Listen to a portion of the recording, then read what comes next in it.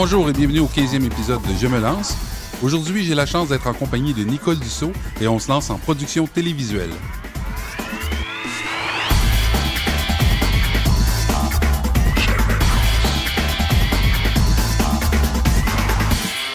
Bon, alors Nicole, premièrement, merci d'être venue à l'émission Je me lance. Ça me fait plaisir. Bon, écoute, j'aimerais que tu me parles un petit peu. Aujourd'hui, on dit qu'on se lance dans la production télévisuelle. C'est quoi pour toi ça? C'est quoi ton cheminement? Ah, la production télévisuelle. En fait, j'ai toujours aimé beaucoup la production télévisuelle, tout ce qui se passait sur les plateaux de télévision. Mais quand j'étais en secondaire 5, j'ai eu la chance avec mon école d'aller visiter Radio-Canada. À ce moment-là, je me destinais à être un prof d'éducation physique. Même si j'aimais beaucoup les plateaux de tournage, je ne pensais pas qu'on pouvait faire ça. Et durant la visite à Radio-Canada, j'ai aperçu à travers une vitre le réalisateur en régie qui découpait des caméras. Et c'est comme si j'ai eu un éclair de génie. Je savais que j'allais faire ça dans ma vie. Ça s'est comme tout éclairci dans ma tête et je me suis dit, OK, c'est exactement ça que je vais faire. Et c'était quoi? C'était les équipements? C'était l'ambiance? Je voyais le réalisateur qui donnait des indications à ses caméramans, qui choisissaient les caméras. C'était en direct, c'était l'adrénaline. Je voyais que c'était comme un pilote d'avion qui amenait à bon port toute une équipe. Donc, pour moi, il y avait beaucoup, beaucoup de choses qui rentraient dans ce que j'aimais. Donc, c'était tout un côté de leader et tout un côté créatif. C'était vraiment le mélange des deux. Donc, je suis revenue, j'ai annulé mon inscription comme prof d'éducation physique et j'ai commencé à m'inscrire à différentes écoles afin de poursuivre cette nouvelle passion. Ah, mais c'est intéressant. Ouais. Des fois, hein, c'est ça prend juste un petit déclic. Surtout quand on est jeune, je remarque qu'on ne sait pas trop où on veut s'en aller. Exactement. Hein? On ne sait pas. On pense qu'on va aimer un truc ou on pense qu'on va en aimer un autre. Puis des fois, c'est en voyant les gens sur le terrain. Donc, le fait d'avoir été avec l'école sur le terrain, c'était un élément déclencheur pour toi. Puis peut-être que pour d'autres personnes aussi. Là. Est-ce qu'il y a des gens que tu côtoies ou que tu côtoyais à l'époque qui ont aussi pris un peu la même tangente? Non, vraiment pas. En fait, moi, je me trouvais vraiment un extraterrestre au secondaire. J'avais l'impression que je n'étais pas capable de m'associer ou de me voir à travers soit mes amis ou à travers les gens que je côtoyais à l'école. On dirait qu'il n'y avait jamais rien qui venait vraiment me chercher. Puis je peux comprendre aujourd'hui encore les jeunes de 15, 16 ou 17 ans ou même 18 ans. À un moment donné, tu fais... Oui, mais on dirait que je ne sais pas, moi, où me garrocher. Puis des fois, on trouve que les sorties scolaires ou de faire des activités qui ne nous paraissent pas intéressantes, mais des fois, c'est banal pour nous, mais c'est ce qui peut nous amener, à un moment donné, à voir quelque chose de nouveau. C'est pour ça qu'il faut être curieux quand on est adolescent, pour essayer de voir qu'est-ce qu'on peut faire. Puis il y a tellement de champs qu'on ne connaît pas, il y a tellement de domaines qu'on ne connaît pas. Donc cette visite-là, moi, qui était une visite imposée, m'a vraiment ouvert les yeux, puis... j'ai découvert un monde qui, enfin, quand j'ai vu ces gens-là, je me suis dit, OK, ici, tout le monde me ressemble. Mais tu vois, ça, c'était l'époque où on allait à quelque part pour aller voir quelque chose. Oui. J'ai l'impression que les jeunes aujourd'hui restent plus rivés derrière leur écran pour voir des choses. Et là, c'est des gens comme toi, justement, qui produisent du contenu télévisuel. Exact. Et là, ils voient ça. Mais est-ce que transposer cette espèce d'énergie-là que tu as vue, c'est quelque chose qui pourrait être fait en capture là, sur une vidéo quelconque ou tu penses que c'est vraiment le fait d'avoir été là? Bien, en fait, je pense que c'était vraiment le fait d'avoir été là puis de voir vraiment comment se faisait une émission de télévision parce que ça reste que la production télévisuelle, même si en 2019, tout le monde avec nos téléphones, on peut faire du contenu vidéo, on peut tourner, on peut réaliser, on peut faire du montage, ça reste qu'il y a quelque chose de mythique dans le cinéma, dans la télévision. Il y a quelque chose qui reste que c'est encore un peu magique pour les gens. Puis toute la façon de travailler, vous savez, une émission de télévision, là, quand on en produit une en direct, il peut y avoir entre 30 et 40 personnes sur un plateau de tournage. Mm-hmm. Et tous ces postes-là, là, c'est tout du travail temps plein pour les gens. Donc, pour quelqu'un de 16 ou 17 ans, c'est sûr qu'on connaît peut-être 3 postes, le réalisateur, le caméraman, mais on ne connaît pas les 28 autres postes qui font partie de ce domaine télévisuel-là. Donc, mais je pense que oui, c'est sûr que d'être sur place, ça m'a permis de voir, OK, vraiment, il y a vraiment beaucoup de travail dans ce domaine-là, puis du travail intéressant, autant créatif qu'en gestion. Mais je pense que les jeunes sur Internet peuvent découvrir aussi plein de choses. Je pense qu'ils sont quand même curieux. Ils se déplacent peut-être moins, mais ils sont vraiment... Internet est vraiment une vitrine incroyable pour découvrir plein de domaines. Il s'agit maintenant après de s'y intéresser, puis d'aller voir, puis de s'informer davantage. Oui, oui, oui. Et j'imagine qu'on ne devient pas réalisatrice du jour au lendemain, là. Donc, tu es allée à l'école. Exact. Tu es allée étudier dans le domaine. Et comment, après ça, comment ça s'est passé, ton intégration dans le marché du travail? En fait, quand on veut faire de la réalisation en télévision, c'est sûr qu'à l'école, on en fait. J'ai commencé par aller faire un cours de 3 ans dans une école spécialisée en télévision. Une fois que tu en sors, c'est sûr que là, embarquent vraiment les contacts, en fait. Tu commences, c'est sûr que les premiers contrats que j'ai faits, je faisais la circulation sur des publicités. Mon premier contrat, c'est que je suis allée acheter la nourriture pour faire des bagels aux caméramans. C'est sûr que quand tu as étudié pour faire de la réalisation et faire de la télévision, oui, que tu as touché à la caméra, au son, à la coordination, tu as fait des galas, tu as réalisé des films, et là, tu arrives sur les plateaux de tournage et tu es la personne responsable des bagels quand l'équipe technique va être en break. C'est sûr qu'il faut être très humble dans son cheminement, mais c'est avec ces contacts-là et il faut voir aussi toute l'espèce de potentiel qu'on a de pouvoir assister et d'être sur ces plateaux-là de professionnels et qui te permettent, parce qu'entre deux bagels, ça te permet de voir comment fonctionne le directeur photo, l'assistant caméraman, la coordonnatrice ou le coordonnateur, le producteur. Donc, c'est une richesse incroyable, même si tu commences avec des postes de base. Et c'est ces postes-là qu'il faut faire au départ si on veut devenir un bon réalisateur par la suite. L'idée, c'est de mettre un pied dans la boîte. Exactement. On met un pied dans la boîte, oui, puis si on est débrouillard un petit peu, on va rebondir à partir de cette expérience-là pour se positionner ailleurs dans l'équipe. Exactement, parce que la formation scolaire, c'est super important parce que ça te permet de voir tout le mécanisme, de voir tout comment fonctionne la production télévisuelle et cinématographique. Ensuite, quand arrive le domaine professionnel, l'idée, c'est de se mettre les pieds à quelque part et ensuite, tu bâtis ta réputation, tu bâtis ta façon de faire, tu apprends des gens avec qui tu travailles et petit à petit, tu vas gravir les échelons et à un moment donné, tu vas pouvoir te diriger vers une spécialisation qui t'intéresse plus, qui soit au niveau de la gestion des productions télévisuelles, qui soit au niveau créatif, direction de photo, réalisation, graphisme. Là, et après ça, les possibilités sont vraiment nombreuses. Et après que tu avais servi tous les bagels que tu avais à servir, c'était quoi la première fois où tu as senti là, que vraiment, là, je fais ce que je dois faire dans la vie? Là? Oui, OK. Écoute, à un moment donné, il manquait une assistante à la réalisation à TQS pour une émission en direct. Donc là, ça faisait peut-être 3 ans que... En fait, ouais, ça faisait 3 ans que j'étais sortie de l'école. Quand j'étais sortie, après avoir fait des bagels, j'ai été engagée à Radio-Canada au service des nouvelles. Et eux, ils me trouvaient très, très, très bonne. Donc, ils m'ont rapidement donné beaucoup, beaucoup de formations. Et moi, à un moment donné, j'ai craqué. J'ai craqué parce que c'était trop de pression. C'est comme si on m'avait dit tout de suite que j'étais très, très, très compétente, mais moi, ça allait trop vite, donc j'ai craqué. Et j'ai tout arrêté. Et je suis allée faire du travail comme assistant monteur. Juste un petit peu pour prendre un peu plus d'expérience. C'est comme si le step avait été trop haut pour moi. C'est comme si on m'avait déjà placée dans un poste auquel je n'étais pas prête. Donc, je suis retournée faire de l'assistance assistant monteur. Et ensuite, TQS m'a téléphoné pour me dire on a un poste pour une émission en direct, une émission d'été. Donc, je l'ai pris. Mais je peux vous dire qu'à chaque soir, 5 minutes avant l'émission, qu'on rentre en ondes, j'étais assistante à réalisation, donc je donnais les décomptes et tout. Je me disais, mais est-ce que je vais vraiment être capable de faire ça? Mais oui, j'étais capable parce que maintenant, j'étais prête.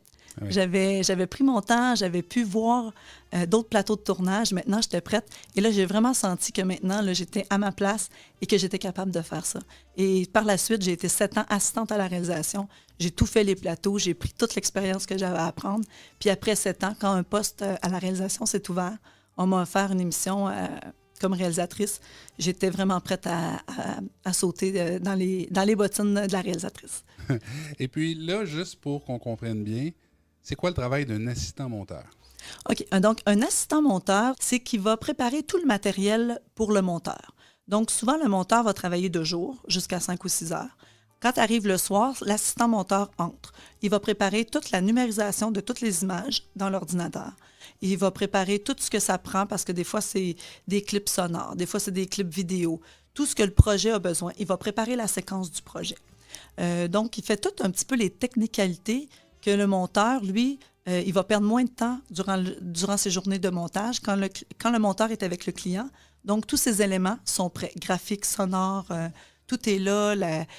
Tout a été vérifié que les éléments sont là. On va aussi s'occuper des super impressions, donc les noms, tout ce qui est graphique, tout ce qui a besoin d'être intégré, on le met dans le projet. Le monteur rentre le lendemain matin à 9 h. Son ordinateur est prêt avec tous les projets.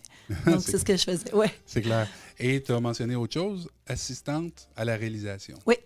Et là, ça fait quoi si je compare, par exemple, au réalisateur ou à la réalisatrice? Oui. Donc, en télévision, chaque production va avoir des tâches quand même un petit peu différentes. Mais somme toute, on peut retrouver deux types d'assistants à la réalisation. On a les assistants en multicaméra en studio, soit pour des émissions préenregistrées ou des émissions en direct. Et on a les assistants à la réalisation qui sont sur des tournages extérieurs. Donc, des émissions qui vont être tournées et qui ensuite s'en vont en montage.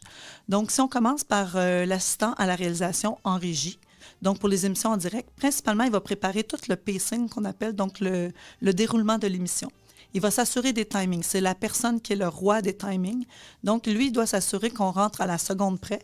Parce que quand on dit on rentre à 16h01, 59 secondes, mais ce n'est pas une seconde avant, ni une seconde après. Et on sort à telle heure, à telle seconde, on doit sortir. Donc, c'est la personne qui va vraiment s'occuper des décomptes, qui va s'occuper aussi qu'on a 3 pauses commerciales de 3 minutes 30 à rentrer. C'est cette personne-là qui s'assure que le réalisateur va donner ces pauses-là. Aussi, dans tout notre écran, parce que quand on est en multicaméra, on est devant un mur avec une trentaine d'écrans. L'assistant réalisateur, lui, dans le fond, il prépare tous les ingrédients pour la recette du réalisateur. Donc, il va préparer, est-ce que le nom de la personne est bien écrit? Est-ce qu'il est présent, il est là quand on va en avoir de besoin? Est-ce que les images sont dans les bonnes places pour que le réalisateur, quand on en a besoin, si vous êtes l'invité, par exemple, puis vous faites du sport, bien, si on a des images de vous en sport, on s'assure que les images sont là. Donc, lui, il est comme l'assistant à la réalisation, il est toujours à peu près 10 secondes avant le réalisateur et s'assure que tout est là. Ce qui fait que le réalisateur, lui, en régie, peut juste regarder son tableau et il regarde toutes les images et il écoute surtout le contenu et prend ce qu'il a besoin, tout est prêt. C'est vraiment intéressant. Oui. Et l'assistant à la réalisation, alors en tournage, donc cette personne-là va plutôt soit prendre les notes du réalisateur. Surtout quand on est en télé-réalité, là, on a vraiment besoin de suivre précisément les histoires. Donc, va prendre plus les notes. Va aussi s'occuper souvent de l'horaire parce que maintenant, étant donné qu'il y a beaucoup de compression, l'assistant à la réalisation va aussi faire office de coordonnateur ou coordonnatrice de production.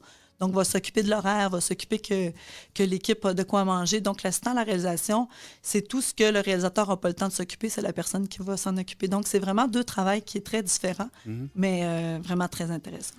Et toi, là, c'est quoi que tu aimes le plus? Si, par exemple, demain, j'avais à t'offrir une nouvelle opportunité ou un contrat quelconque, qu'est-ce que tu préfères? Moi, je pense que l'ultime contrat que je pense que je vais faire, puis je vais sentir que j'ai vraiment tout fait, ça serait les Jeux olympiques. Ah oui? Je sais que les gens aiment beaucoup les émissions à grand déploiement. À chaque année, je fais le gala avant-première des prix Gémeaux. C'est le genre d'émission que moi, je peux faire, que je pourrais faire à l'année longue, c'est-à-dire des émissions en multicaméra, en direct, avec plusieurs caméras. On part, on est sans filet, on s'est préparé, mais quand l'émission commence, c'est « The show must go on ». Et ça, je pense que c'est là que je performe le mieux et auquel j'ai le plus d'adrénaline et dans lequel j'ai une plus grande satisfaction professionnelle, en fait. Donc, tu dors bien le soir, là, quand tu reviens. Je dors très bien et je suis sur mon nuage avant, pendant et après. C'est vraiment le genre d'émission qui me convient bien avec ma personnalité et ce dont je suis capable de faire. Je fais plein d'autres choses aussi. Je fais aussi du tournage extérieur, mais ça, pour moi, les émissions en direct à multicaméra, c'est vraiment ce que je préfère, en fait. Donc, pour moi, ce qui me reste à faire beaucoup, c'est allier ma passion, qui est le sport, avec les multicaméras, le direct. Donc, je pense que si je faisais les Jeux olympiques, j'aurais fait vraiment le summum de ce que je pourrais faire. Mais je te le souhaite bien, évidemment. Merci, c'est gentil. Et si, par exemple, un jeune voulait se lancer, ou je dis un jeune, mais ça peut être un moins jeune. Oui, tout à fait. Quelqu'un qui aurait envie de s'y mettre, là, puis de dire, moi, j'aimerais travailler dans ce domaine-là. T'aurais-tu un ou des conseils à donner? Oui, bien, premièrement, il y a plusieurs écoles qui offrent des programmes. Et l'important, c'est de se trouver une école dans laquelle on va vraiment être bien. Une école qui va aussi offrir beaucoup d'opportunités de pouvoir voir le milieu aussi. Parce que c'est important, on le sait, c'est les contacts qui font que qu'on va pouvoir performer par la suite. Aussi, le conseil que je donnerais, c'est ne reste jamais dans ton coin. Si tu es dans une école, n'importe quelle école, fais-toi des amis, reste en contact avec ces gens-là. Parce que c'est ces gens-là qui, plus tard, vont t'amener des contrats aussi. Donc, c'est vraiment le conseil numéro 1, c'est soit à l'école et soit participatif à ton école, en fait. Ça, c'est vraiment le conseil. Si on veut faire de la réalisation, ce que je conseille, c'est de dire, premièrement, je vais travailler en télévision. Donc, commencer par les portes d'entrée. Les portes d'entrée en télévision, c'est assistant de production, c'est assistant à la réalisation, c'est assistant monteur, c'est assistant caméra, c'est assistant de tous les postes qui, après, t'ouvrent, que tu peux grandir dedans. Puis ensuite, à la réalisation, vous savez, les gens qui font de la réalisation arrivent de tous les milieux. Vont arriver autant de la direction photo, du montage, des assistants à la réalisation, de la recherche. Donc, être un réalisateur, là, c'est une combinaison de leadership et de créativité. Donc, c'est vraiment les deux qualités principales. Tu sais, nous, moi, je dis souvent, là, un bon réalisateur, là, c'est celui qui a une vision créative, mais qui va aussi prendre toutes les compétences créatives de toute son équipe, qui va mettre ça dans un sac. Il va prendre toutes les contraintes de gestion de production de son producteur. Il va mettre ça dans le sac, puis il va brasser ça.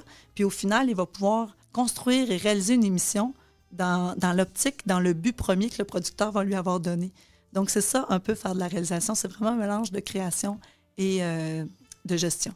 C'est comme être un chef cuisinier. Exactement. C'est un peu la même chose, effectivement. La même chose. Hein? C'est surtout d'essayer de... un bon réalisateur, là, c'est quelqu'un qui est capable de maximiser le talent de toute son équipe. C'est ça, un bon réalisateur aussi. Parce que c'est pas vrai que faire de la télévision ou du cinéma, on peut travailler seul. En fait, tu peux travailler seul, mais tu ne seras jamais aussi bon que si tu travailles en équipe. Parce qu'un excellent directeur ou directrice photo, avec un assistant réalisateur, avec un excellent monteur, va te donner un meilleur produit que si toi-même tu fais, que tu penses exceller en tout, en fait. Donc, l'idée, c'est d'essayer de bien gérer ton équipe à ce niveau-là. Et là, tu vois, c'est intéressant, tu amènes un nouveau concept, un directeur photo. Oui. Tu peux nous expliquer c'est quoi? Oui, un directeur photo, donc, c'est, on le voit en cinéma, mais on le voit aussi en télévision. Donc, un directeur photo, c'est vraiment la personne qui va s'occuper de la caméra et de l'éclairage. Donc, qui va donner l'espèce de look en tournage. Donc, on fait souvent la différence avec le caméraman en télévision. Souvent, on va engager un directeur photo et un caméraman si on a besoin de plus d'une caméra. Parce que le directeur photo, ça va vraiment être la personne qui va donner le look au niveau de l'imagerie, en fait, qui va être souvent décidé avec le réalisateur. On va décider qu'on veut une ambiance un petit peu plus chaude. On va vouloir une ambiance un petit peu plus froide. On va vouloir une ambiance un petit peu plus un petit peu plus ça. Donc, le directeur photo nous aide avec les angles de caméra, avec le cadrage et avec l'éclairage à trouver cette espèce d'uniformité-là qu'on va pouvoir reproduire sur toute la durée du projet, en fait. J'imagine que pour un directeur photo, d'avoir un bon portfolio, c'est quelque chose d'essentiel parce qu'il doit être capable de démontrer ses capacités d'aller justement reproduire ces différentes ambiances-là. Là. Oui, tout à fait. Nous, les réalisateurs, quand on veut travailler avec un nouveau directeur photo ou directrice photo, en fait, c'est vraiment la première chose qu'on leur demande, c'est un portfolio. On va leur demander qu'est-ce que tu as fait, puis qu'est-ce que tu es capable de faire, en fait. On veut voir comment la personne éclaire, on veut voir comment la personne cadre, on veut voir comment la personne travaille créativement parce que c'est le réalisateur puis le directeur photo, là, c'est vraiment... c'est la paire la plus serrée d'une production télévisuelle, en fait. On travaille vraiment en promiscuité, là, puis il faut avoir vraiment un petit peu la même idée, puis la même vision des choses. Il faut être sur la même longueur d'onde. Est-ce que c'est un milieu majoritairement masculin ou de plus en plus tu vois des femmes apparaître? De plus en plus, il y a des femmes. Je dirais qu'au niveau de la réalisation, parce que c'est un petit peu plus... là que je connais un peu plus les chiffres, en fait, à l'Association des réalisateurs et réalisatrices du Québec, je pense qu'il y a quelques années, il y a peut-être 2 ou 3 ans, là, on dénotait, je pense que c'était 30 % de femmes pour 70 % d'hommes, mais ça tend quand même à changer. C'est quand même un monde encore qui est très masculin. Mais on va retrouver de plus en plus là, des directrices photo. En fait, il y a des postes qui sont plus traditionnellement féminins, comme à la recherche. Au niveau de la gestion aussi, on va retrouver beaucoup de productrices ou des coordonnatrices de production. Les assistantes à la réalisation, c'est majoritairement des femmes, même si on retrouve quelques hommes maintenant sur le marché. Au niveau de la réalisation, c'est encore majoritairement des hommes, sauf au niveau du magazine. ou au niveau du documentaire, on va retrouver beaucoup plus de femmes, mais ça tend quand même à changer. Là, en multicaméra, on voit l'arrivée de femmes, puis en documentaire, on voit aussi un peu plus l'arrivée d'hommes. Donc, je pense qu'avec les années, là, ça va tendre à s'égaliser un petit peu. Là. Et c'est un métier de pigiste, hein, surtout? Oui, totalement. Totalement, là. Totalement, oui. C'est ça, là. Donc c'est un métier de pigiste. Est-ce qu'il y a de la compétition? Sentez-vous la compétition entre les réalisateurs, par exemple, pour une même émission? Là, sentez-vous vraiment... En fait, il y a de la compétition, il y a de la fraternité, en fait. Je dirais les deux. Oui, c'est un monde de pigistes. Donc, c'est sûr qu'un autre conseil que je peux donner, c'est que si les gens se cherchent vraiment un travail 9 à 5 avec une belle sécurité d'emploi, c'est pas nécessairement le milieu. Parce que Radio-Canada n'engage presque plus de permanents. C'est quelque chose de terminé, puis TVA non plus. À part ces deux diffuseurs-là qui n'engagent plus vraiment à temps plein, on se retrouve tous à la pige. Mais en même temps, ça se fait parce que ça fait 22 ans que je suis à la pige et je gagne très bien ma vie à chaque année. Donc, c'est juste qu'il faut être capable de vivre avec le facteur stress, en fait. C'est que peut-être qu'on peut être 4 mois, des fois 5 mois, sans beaucoup travailler. Donc, quand on travaille, bien, il faut juste pouvoir bien gérer sa situation financière. Mais oui, c'est vraiment un travail de pigiste. Là. C'est ça, il faut être capable de gérer le stress, prévoir un peu... Dans le domaine culturel, d'ailleurs, la plupart des emplois sont comme ça. Hein? Exactement. En fait, c'est pas juste la télévision, là, c'est le cinéma, c'est la musique, c'est tous les contrats. Et là, c'est pour ça que les contacts, en fait, font de toi, en fait, c'est comme si tu deviens un produit, en fait. C'est qu'il faut que ton produit, tu le promouvoies à travers les producteurs et les gens avec qui tu peux travailler. C'est ça, la force du réseau. C'est ce qui va faire que tu vas avoir de l'emploi. La force du réseau, exactement. La qualité de ton travail aussi. La qualité de ton travail, mais ton réseau aussi. Oui, en fait, c'est les deux. C'est ça. En fait, c'est les deux. Puis de toujours être curieux, de toujours vouloir apprendre, de toujours vouloir ouvrir tes horizons, en fait.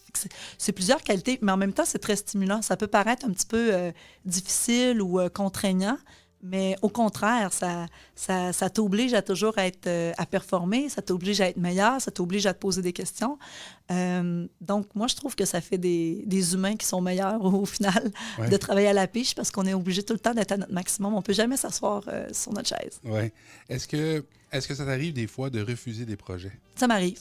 C'est quoi les critères qui feraient, par exemple, que tu refuserais un projet? En fait, ce qui fait que je pense qu'un des critères essentiels, c'est d'être authentique, mais c'est aussi de bien se connaître. En fait, je ne pense pas que c'est gagnant pour moi et pour les producteurs si j'accepte un contrat qui n'est pas dans ce en quoi je suis performante.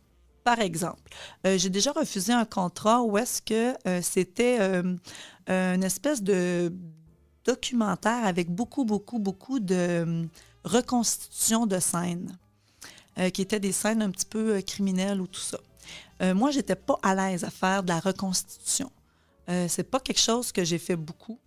C'est quelque chose que je pourrais faire éventuellement, mais c'est pas quelque chose auquel je suis habituée. Alors qu'il y a des réalisateurs qui, pour eux, la reconstitution, c'est quelque chose qu'ils ont fait beaucoup et qui en font beaucoup. Alors, j'ai tout simplement dit au producteur, bien, je pense que je ne suis pas la meilleure personne pour toi. C'est sûr que si j'avais voulu l'essayer, j'aurais pu lui dire écoute, j'en ai jamais fait, mais ça m'intéresse.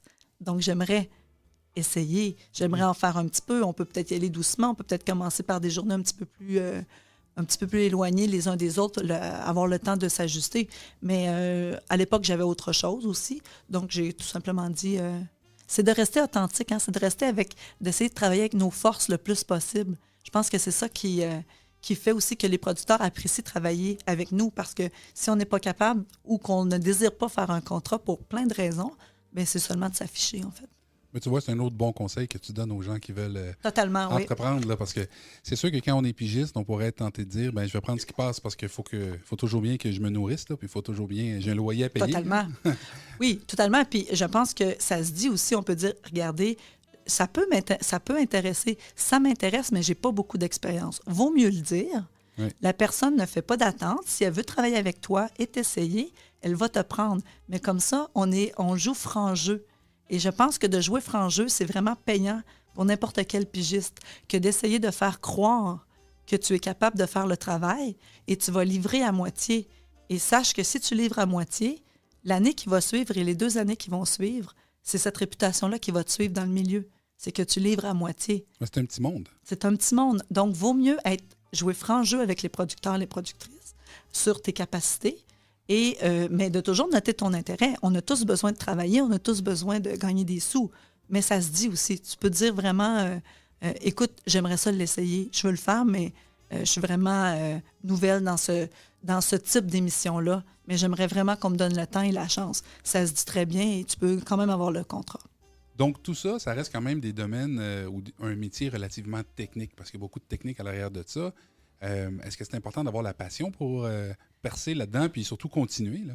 Totalement, parce que je pense que ce qui fait la beauté de ce métier-là, c'est de travailler avec des passionnés chaque jour. Je pense que les gens qui réussissent dans ce milieu-là, par la pige, même si c'est un milieu qu'on dit difficile parce que c'est toujours des contrats, c'est vraiment d'être passionné. Si on aime l'image, si on aime le contenu numérique, si on aime le son, si on aime la caméra, si on aimait se filmer, soit qu'on soit devant ou derrière la caméra, ça reste qu'il y a une place pour ces gens-là dans le monde culturel. On va se le dire, là, Montréal reste quand même une des 3 villes au Canada où il se produit le plus de contenu numérique et télévisuel. Donc, c'est pas peu dire. Il y a vraiment beaucoup de travail ici à Montréal au niveau des pigistes. Chaque année, il y a plusieurs personnes qui sortent des écoles et on finit toujours par les engager.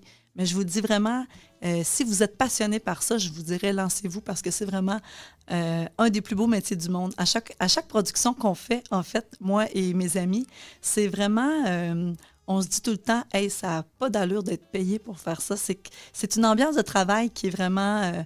on se sent vraiment privilégié de pouvoir travailler dans cette industrie-là. Même si c'est difficile, même si on n'a pas toujours des contrats, on se sent privilégié de pouvoir faire de l'entertainment pour les gens.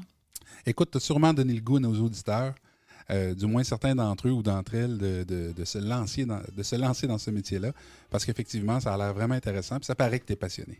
Bien, merci, je le suis vraiment, puis j'espère pouvoir en faire encore pendant longtemps. Merci, Nicole. Ça fait plaisir, au revoir. Je remercie Nicole Dussault d'avoir pris le temps de partager ses expériences avec nous. J'espère qu'elle vous a motivé autant qu'elle a su le faire avec moi.